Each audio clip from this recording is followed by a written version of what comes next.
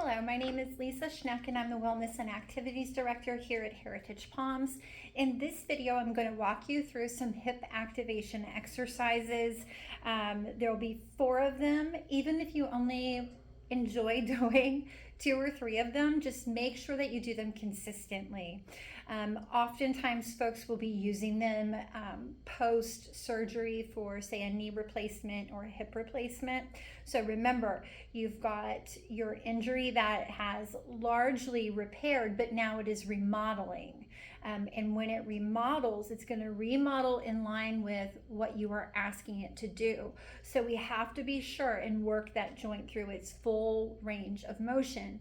Now, if this is not you, if you haven't had a knee or a hip replacement, or that's not the reason that I've sent you this video, it's most likely just for activation of these muscles. Our hip abductors, our glutes, are notoriously turned off with the central nervous system. So it's far more than anyone's going to want me to go into in this video, but most all of us could stand to do these exercises. It's going to help you activate the muscles that should be the prime movers in many, if not most, of the exercises that we do, even just activities of daily life. So when we set up for the exercises, we set up with our feet hip to shoulder width apart. Our knees are not locked out. They're nice and soft. Our hips are not locked out. They also are nice and soft. You're going to have a chair or something like that for support. It can be a counter, it can be a car, it can be a bench.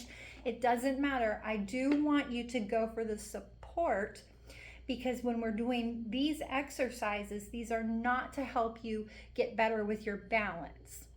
They probably will, but I don't want you to take your hand away and try to execute the exercises without the support, because it's going to limit your range of motion just a little bit. We need to make sure your body knows what your full range of motion is, and we want to activate those muscles. So exercise number 1, you're going to transfer your weight over to the support leg. The support leg is the same side as the support hand that is on your support structure.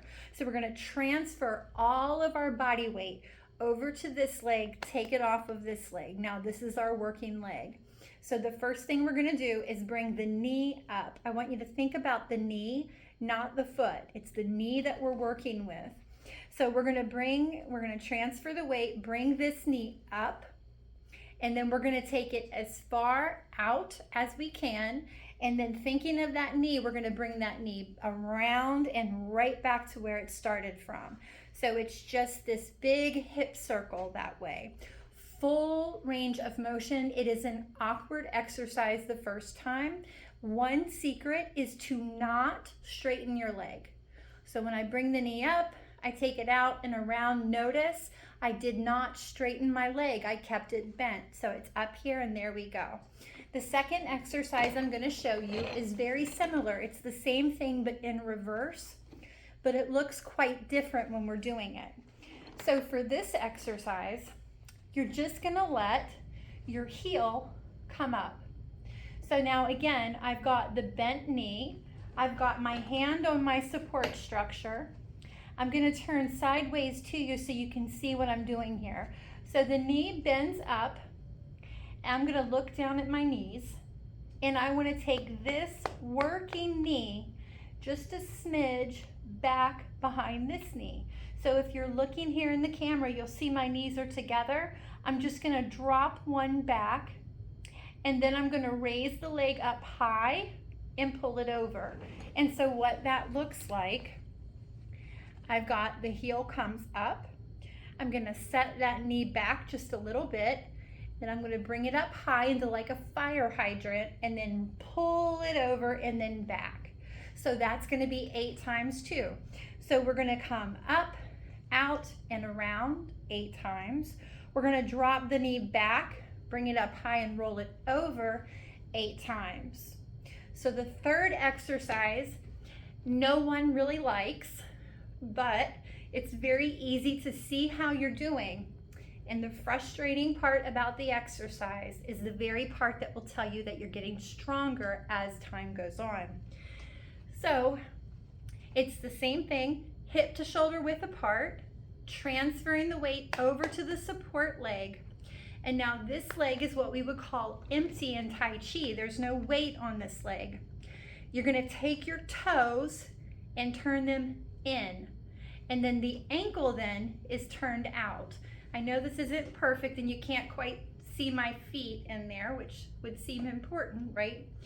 But you're not, when you do this, your knees should be in line. If you see here, my knees are in line. I don't have one that's back here or here. So when I turn the toes in, I'm not setting the leg in front of me. I don't have the leg back behind me. I have it right in line with my support leg. And then I'm gonna lead, toes in, and lead with the ankle right out here.